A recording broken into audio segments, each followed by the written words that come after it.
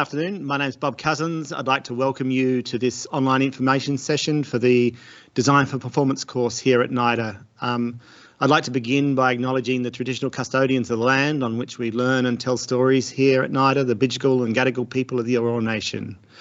I'd like to pay our respects to the Aboriginal and Torres Strait Islander elders past and present who have cared for the land, water and story on these lands for generations. We also recognise the work and strength of Aboriginal and Torres Strait Islander artists, workers and creators within the NIDA community. Sovereignty was never ceded, always was and always will be Aboriginal land. Welcome here today. I'm here to give you a bit of information about the Design for Performance course here at NIDA. I'll give a brief outline of the course, talk you through some of the things that we do within the course, the ways that we engage with the broader school, and I also have with me Charlotte Montgomery here today, who is a recent graduate from the school. Charlotte also teaches some back into the school at the moment, but she's a practicing artist in her own right, and it'd be great to get her perspective on things later in the piece. So thanks for joining us as well, Charlotte. So maybe I'd like to begin by just providing a sort of a brief outline of the course. Let me just get some slides up for you. The course itself is a Bachelor of Fine Arts. It's a 3-year full-time course. We have in the past also run an MFA for design. That's in the past has been a 1-year course that's currently suspended, but we imagine that will be back the year after next. So watch this space for that one. But I'm really here today to talk about the Bachelor of Fine Arts course. It's one of the sort of integrated disciplines within the broader school. The school itself operates a bit like a production company or a theatre company.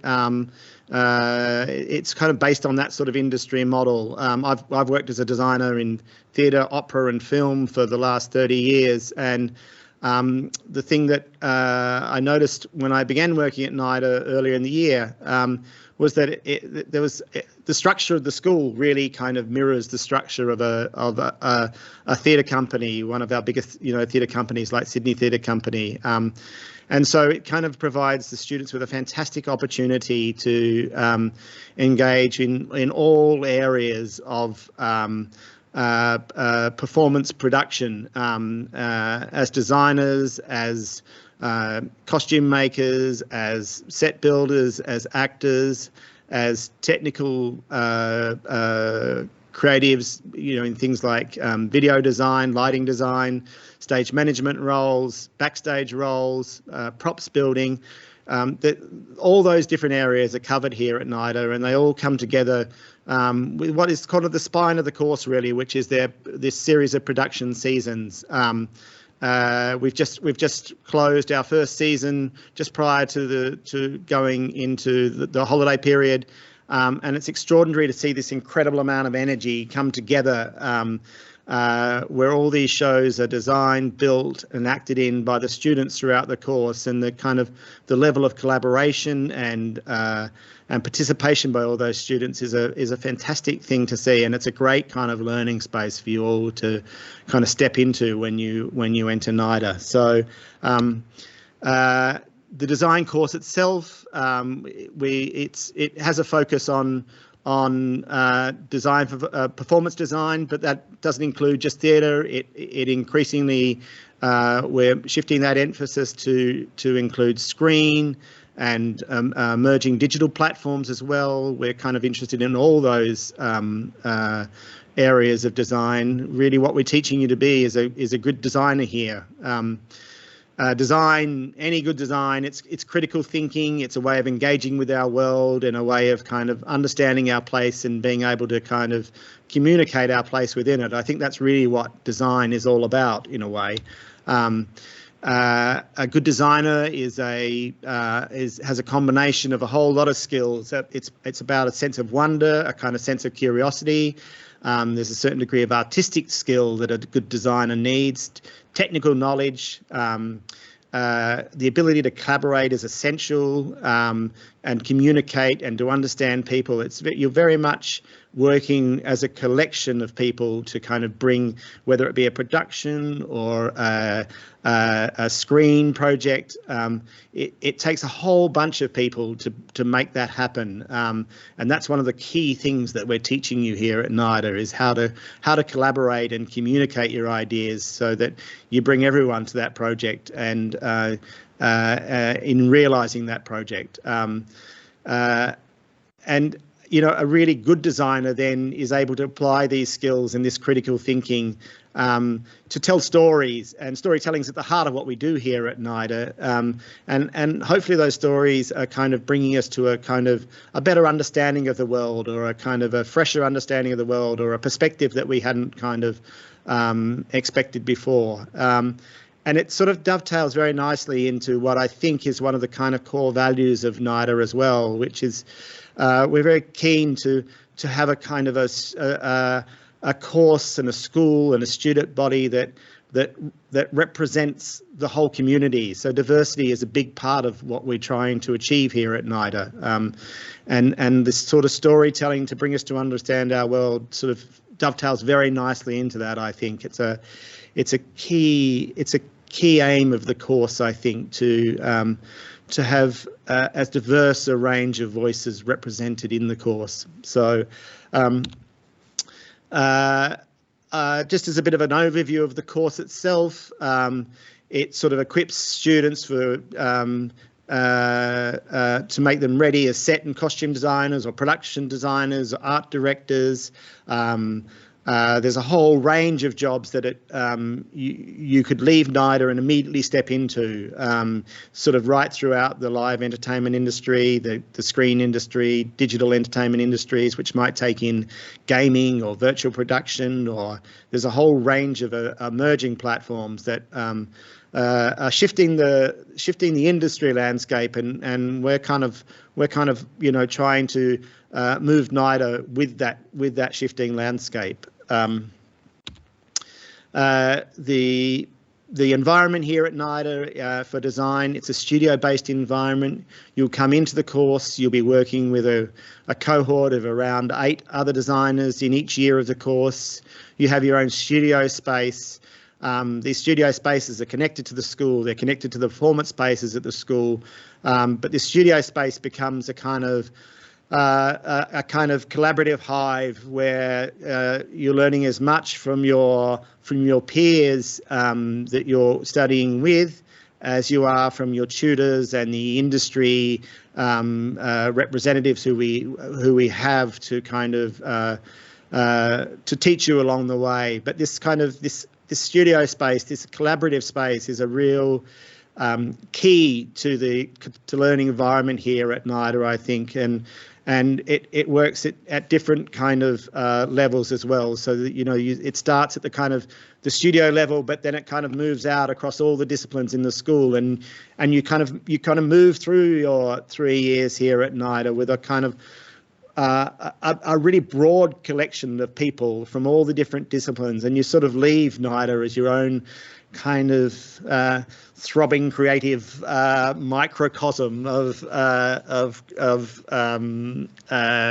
creativity. Really, it's a fantastic kind of model, and a really supportive model. I think it's a fantastic way to learn. So.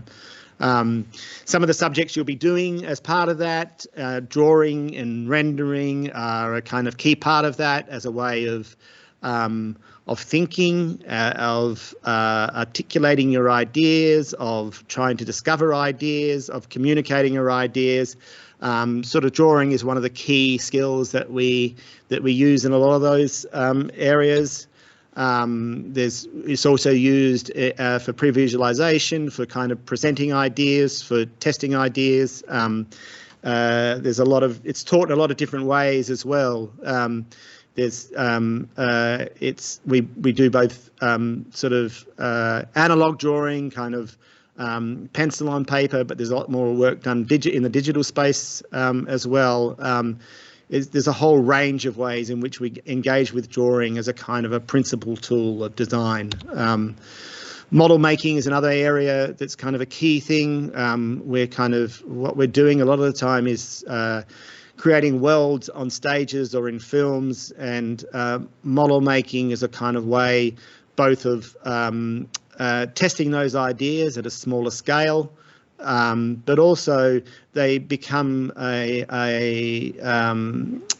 potentially they become a design kind of form in their own right. But it's a great skill. It's a fantastic kind of world to kind of immerse yourself in. It's a real kind of world building kind of project in a way. And again, sort of model making is kind of lies at the heart of a lot of this. And a lot of this is kind of you're working you're working on productions, realised productions, whether they be plays performed in the theatres here or screen productions. Increasingly, as you work through the course, you'll be designing for fully realised productions. It's a staged process, so you'll begin in first year as an assistant on these productions.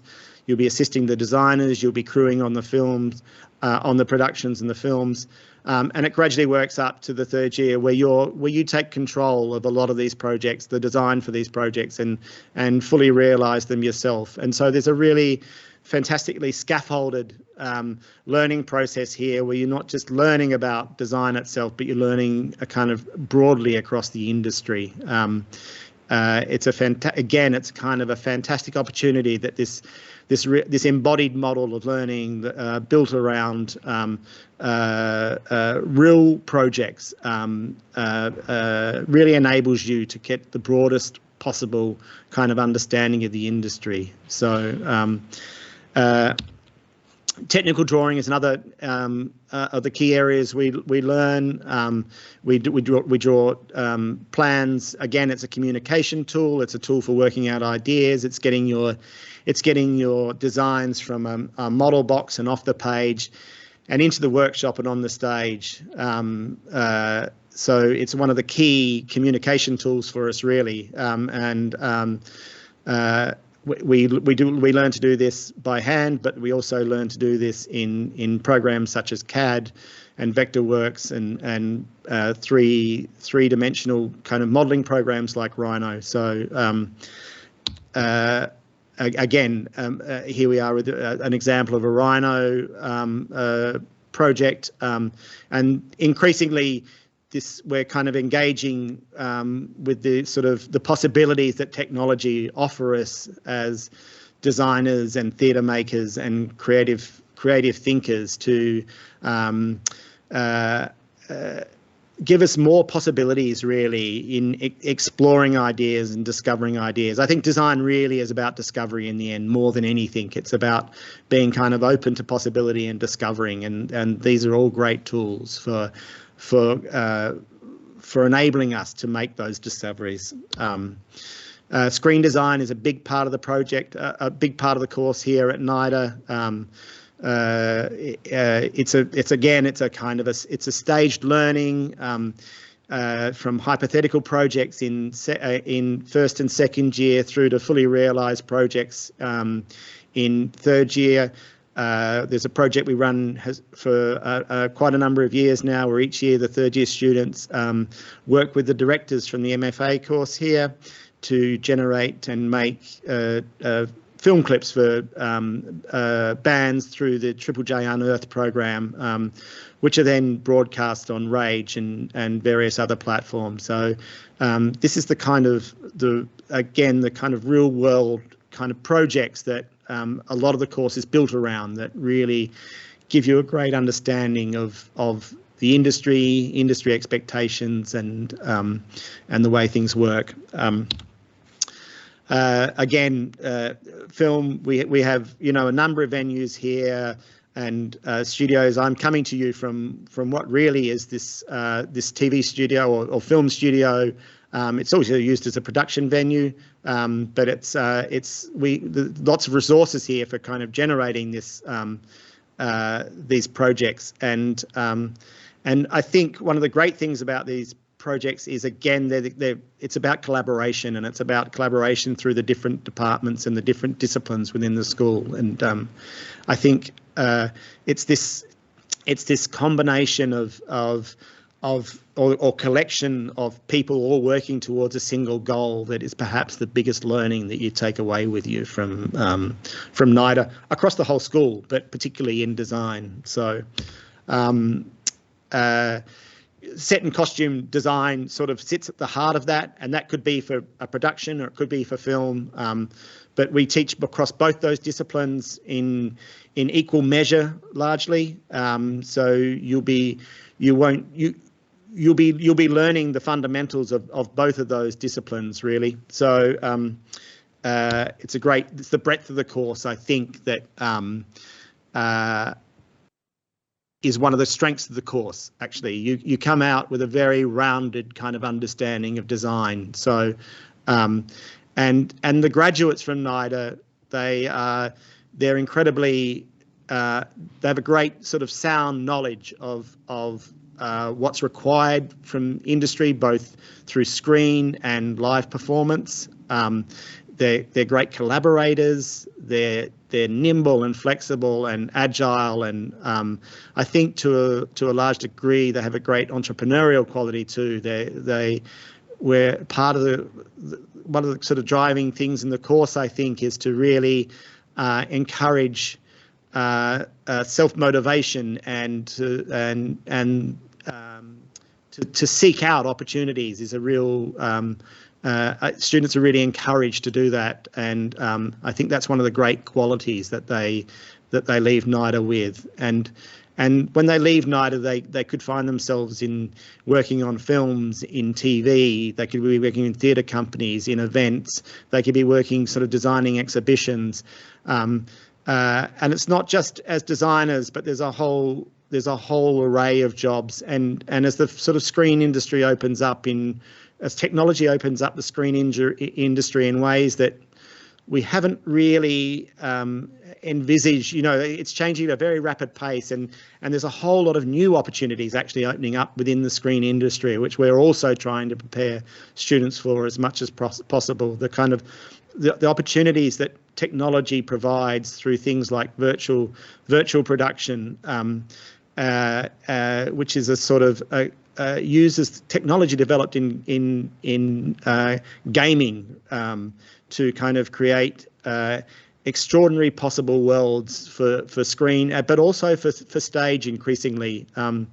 There's and it opens up a whole range of employment opportunities or career opportunities within that we possibly couldn't have imagined 10 years ago, and we're sort of we're very keen to ensure that we're running at the same pace as these changes, that we understand what's happening in the industry through our industry engagement, to ensure that the graduates that leave NIDA are kind of really ready to kind of step into these new jobs within the industry.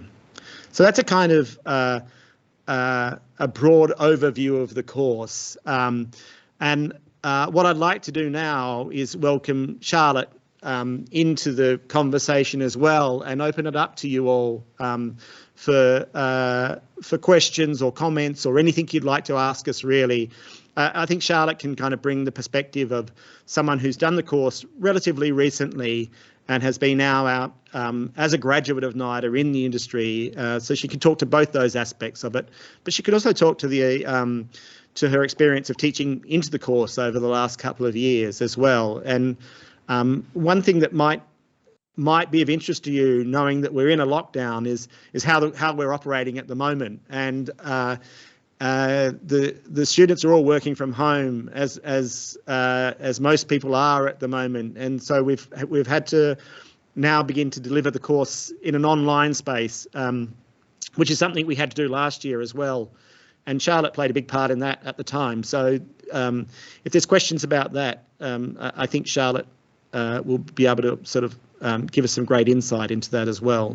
Yeah, I feel like design is one of the lucky disciplines in that so much of it can be delivered online, and we've kind of been able to tailor the course, I think, in ways that we can deliver online. And more, I think our industry is moving in a way where we're being forced to deliver things online and communicate our designs online, and turn out like physical paper drawings, now model boxes, into things that, you know, we can send overseas or to people interstate. So in some ways I feel really like excited about the fact that the students are getting a chance to kind of practice as they would be freelancing, and kind of, you know, as if they're working from a studio, from a home studio, and building those skills of being able to communicate online and learn that way. So I think there's some strengths in it as well. Obviously, there's like a social aspect and a kind of collaborative part of it that's not as able to be facilitated online, but there's a lot of strengths, I think, to having these blocks of doing online learning, which we're embracing. That's great. Thanks, Charlotte. It's great insight. Maybe I could just, while we're waiting for some questions to come in, Charlotte, I could ask you about your experience here when you were a student. Yeah, I mean, I had like a really great experience going through NIDA and was so lucky. I think one of the best things, and Bob, you touched on this earlier, is that not only you're learning from like your teachers and the amazing kind of facilitators and industry kind of mentors that come in and out of the course, but just being in this studio space and working with, you know, 7 other people who are often so different from you in their thinking and their processes. And I learned so much from my classmates, and going through and kind of forming these bonds, and the collaborations that, you know, I went through at NIDA and that I created across the different disciplines. So across like the directing course, the costume makers, the props makers, these are all peers and colleagues now that I work with in the industry. And it's just, I think one of the strongest thing is the people that you meet, and going through, you know, NIDA, it's pretty tough, and it really kind of creates a resilience in you, and having this amazing kind of cohort of people as you move through that journey is just, it's like invaluable. And I think that was like one of the biggest things for me that I took from the experience.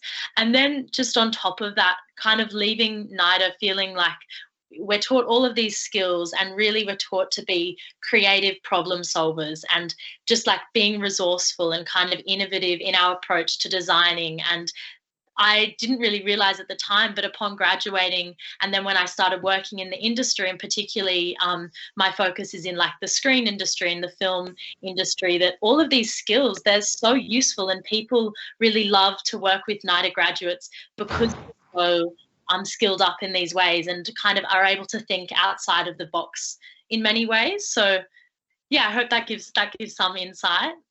No, it's fantastic. It's great. And what has been your experience since you've left NIDA, Charlotte? Yeah, so you mentioned that you've been in the screen, working largely in the screen industry. Maybe you can give us a bit of insight into that as well. Yeah, of course.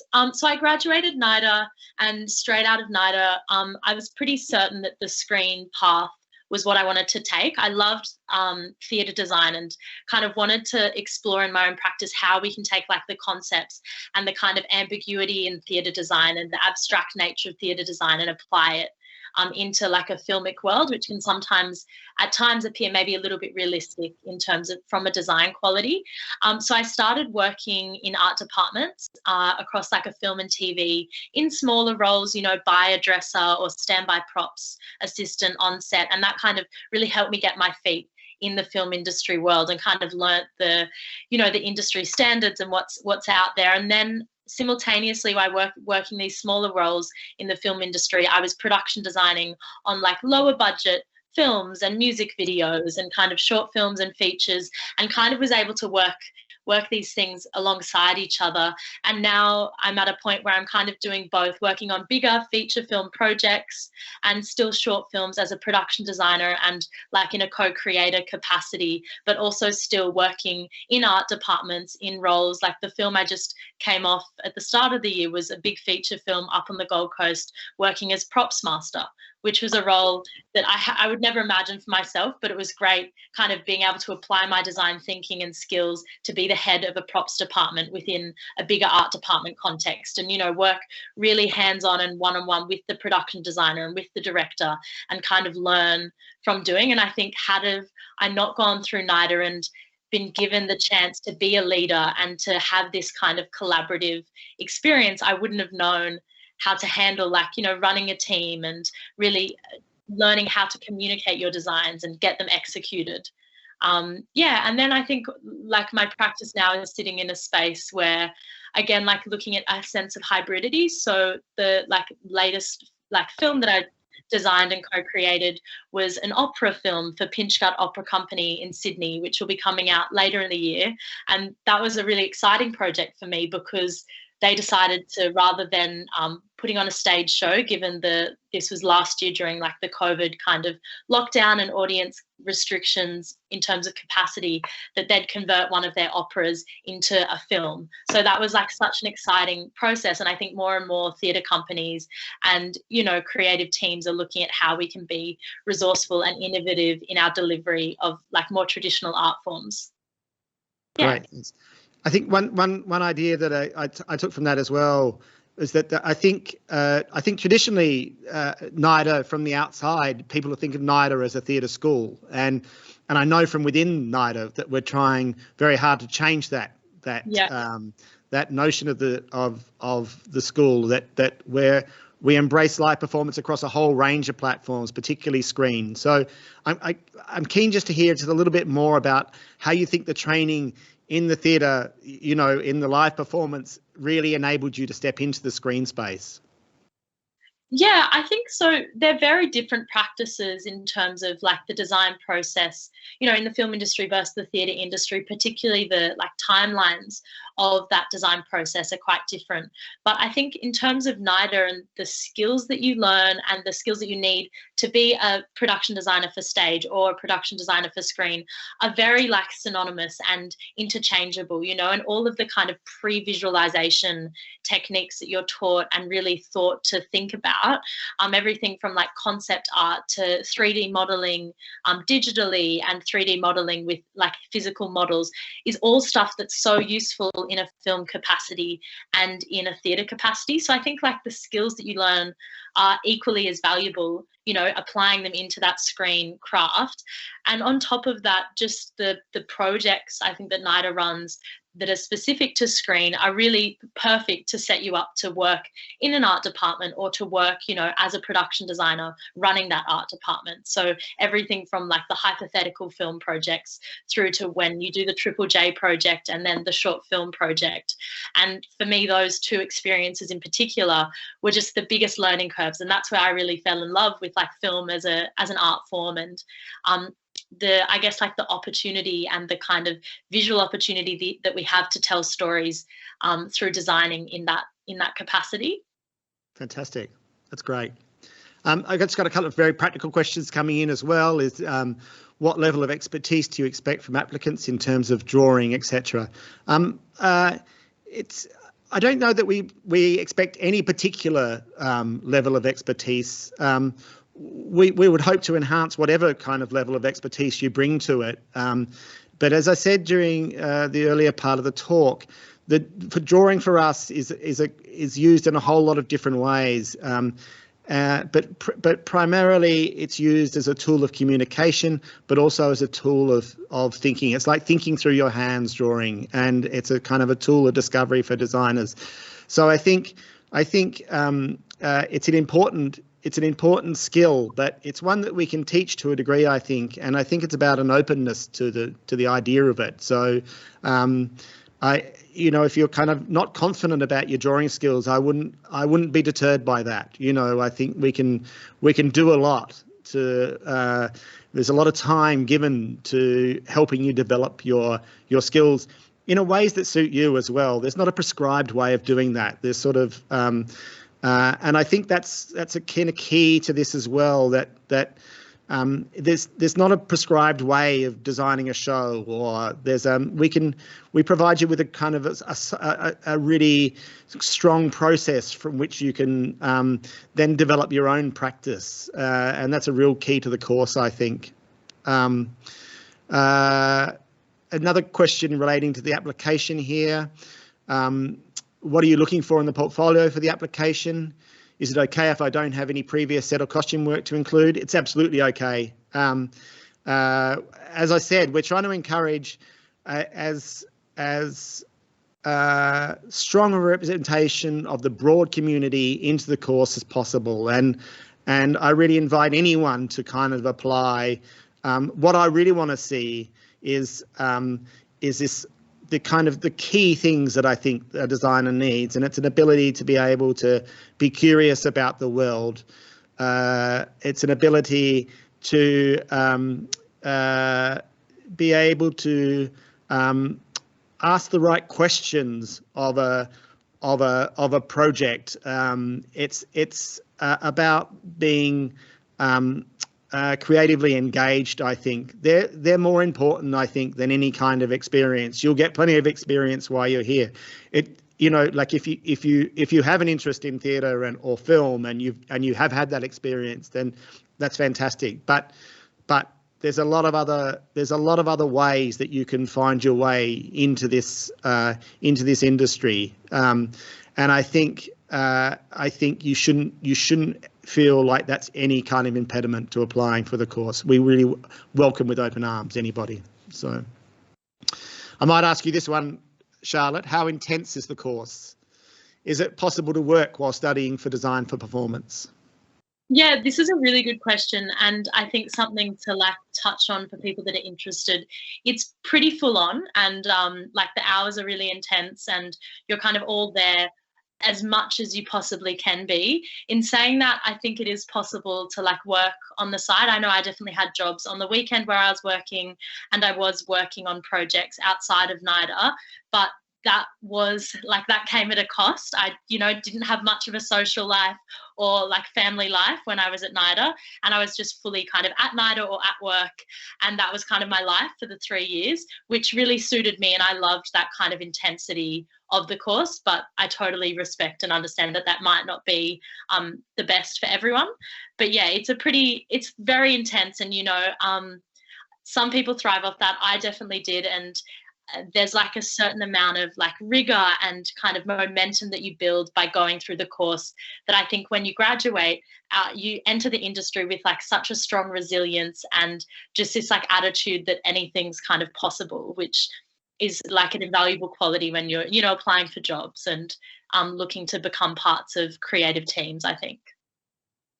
Yeah, I might just add to that it is a 9 to 6, 5-day a week program here, or close to that. But just to reiterate what Charlotte was saying there is that it is intense, but it's intense with your cohort as well. That you're doing it as a group. So that there's a kind of an energy about that I think is which I've witnessed in the building. And it's fantastic actually, that kind of collective energy of you all really committing to these projects. So yeah, it's work. It's a lot of work, but it's a rewarding work, I think. So if students are more interested in either costume design or set design, are there any opportunities within the course to focus on one or the other?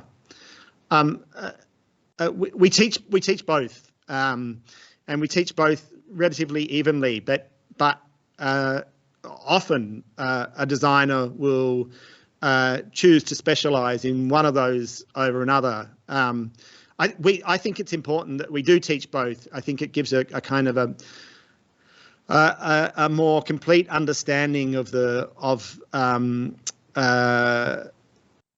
role that design plays in any production, whether it be live performance or screen. So that's the reason why we teach both, and I think that one informs the other, and so I think it's a great thing to kind of understand that. But there's every opportunity to actually to decide, that you have a preference for one or the other. So yeah, there is that opportunity that exists, I think. So did you have any sense of that when you were here, Charlotte, that you wanted to work as in either of those fields? Yeah, I think I came into the course being pretty open about which area I wanted to specialise in, and that definitely changed from project to project, where my interests in one area or the other were kind of always oscillating, I guess. And then upon graduating, I've definitely lent more into the production design, art department world, less of like the costume design. But in saying that, like the opera project that I just finished, the film, they didn't have the budget to hire a costume and production designer. So they hired me because I could do both. So I think there's definitely space. And a lot of designers, you know, work at doing both and love that because they can create a whole world. But you definitely can choose to specialize. And I know a lot of my classmates chose to specialize in set and some in costume, and they've really pursued those in their careers since graduating. Yeah, great. Here's a great question that's come in. I haven't seen much live theatre recently, and now in Sydney it's not possible due to lockdown. How else could I broaden my knowledge of live performance? When I first started working 25, 30 years ago, you could only really see live performance live. There weren't too many opportunities to even kind of research live performance. It had a sort of an ephemeral quality. It was here and it was gone. But that's changed a lot, and the developments in technology have brought a lot more live performance into the digital space, and that's all been accelerated over the last 2 years as theatre companies around the world or performance groups around the world have had to find new ways of getting their ideas in front of people with theatres closed across the world. And theatre companies like the National Theatre in London pioneered this process of live streaming productions, and that's really picked up a pace in the last 2 years. And right across the world, there's so much more access to both live streaming of live performances, but recordings of live performance. And so despite the fact that, you know, we can't at the moment go out and see live performance here in Sydney, there's still ample opportunities out there to where you can kind of really start to understand what's happening. And actually you can kind of start to understand it within a global kind of perspective as well. So I think there's great opportunities out there at the moment for accessing performance that wasn't accessible 25 years ago. And I suspect that's the case for your Pinch Gut opera project, Charlotte, that's the kind of space that we'll find it in at some point as well. Yeah, absolutely. Absolutely. Yeah. How do design students collaborate with the other courses, particularly costume and props making courses, acting and directing? This is kind of key to the course. All the productions that happen here at NIDA are designed, acted, directed, built, managed, costumed by students. So as a designer, if you design a set, the set will be built by the production students. The costumes will be built by the costume department. The props will be managed by the props department, built, sourced, kind of. It's an incredibly collaborative process, and we recognise that. And our aim is to kind of bring all those disciplines together at the point where the design process begins, to make it as a collaborative a process as possible. So it's absolutely key to what we do here. And I think for me, that was like one of my favourite things about the course, is that you felt like whilst you were studying and in this kind of safe space of learning and making mistakes and kind of trial and error, but you also are operating in like an industry kind of structure, working with the departments and communicating in the ways that you will and kind of continue to do once you graduate. Great. Here's a question about costume again, and it's what are the main differences between the BFA costume and the BFA design for performance course? It's a really good question. We actually on the open day and each year we get quite a number of students who are interested in both of these areas. But there's quite a clear distinction within the course at the moment, and the BFA costume course is a course that's built around kind of understanding the structure and the making of costumes. Whereas in the Design for Performance course, the way we engage with costume is in designing those costumes. There's a lot of crossover between those two courses that they both kind of have to understand what each other does. And I think that's one of the great kind of strengths of having these two courses running concurrently. It's there's great kind of collaboration between these two parts of the school. But the costume course itself is primarily a course that trains you to make costumes and to be a costume supervisor.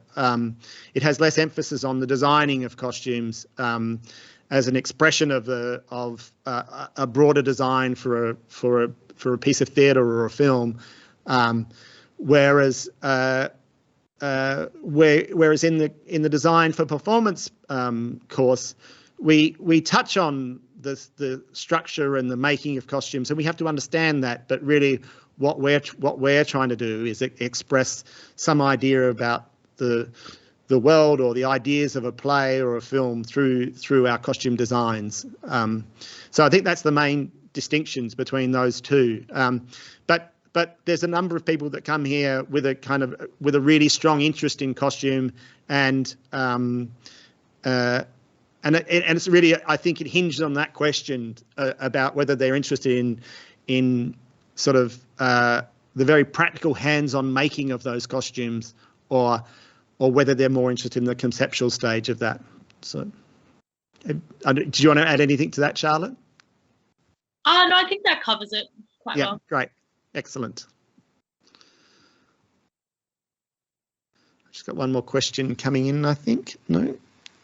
What makes an application stand out and capture your attention? I don't know that. I think what we're looking for in the application is your enthusiasm and your engagement with ideas, I think, is the key, or your engagement with the world around you, because I think this sense of curiosity and wonder is really a key to what we're looking for, and it's why we've made the application process a lot more open this year. We've in the past, there's been a lot more of a practical element or a practical task to applying as part of the application process, but we've removed that this year as an attempt to kind of open up to a broader range of applicants, and to encourage more applicants who don't have experience in some of these things to come into the course, because we can teach you all those things when you get here. And really what we're after is a sort of, I think, a sense of engagement and a sense of wonder and an interest in ideas, I think, and people. People is kind of, I think you have to be interested in people, because it's about people the whole time, this course. It's about collaborating. It's about storytelling. It's about understanding how we live in the world and move in the world as people. And so I think they're the kind of keys that we're trying to understand and about you from your application. So, and which brings us to a question of what is the interview process like? It's really just an open chat. It's about it's about us trying to understand what your interests are, the way that you think about the world, the way that you think about your ideas of why you've chosen this course. But it's also an opportunity for you in the interview to kind of understand more about what we do as well. And, I would encourage anyone being interviewed to come armed with as many questions as possible as well, that it's not a one-way process, that really it's a great opportunity for you to find out more about the course and to understand it more, because it might be through that interview process that you decide that maybe this course is not for you, or it could be that you decide that actually the costume course might be better for you, because you know, we reveal more and more through that process. So I think it's a very open conversation, the interview process. So, and I think that's pretty much wraps up our questions. So I'd like to thank Charlotte for joining us here today. It's been great to get your perspective on it, Charlotte, and I hope that's really helped everyone who's joined us as well. It's been a really incredibly useful insight for us, I think. If you're interested in, if you have any more questions, or if you go away from here and you think, oh, there's something I should have asked and I didn't, then you can contact us through applications@nida.edu.au with any questions. You can also there find the information on the application process, and that's also where you can begin your application process. So I welcome any questions really, and I'm happy to answer at any point. So thanks for joining us today. It's been great to have you, and I look forward to meeting a few of you in the application process.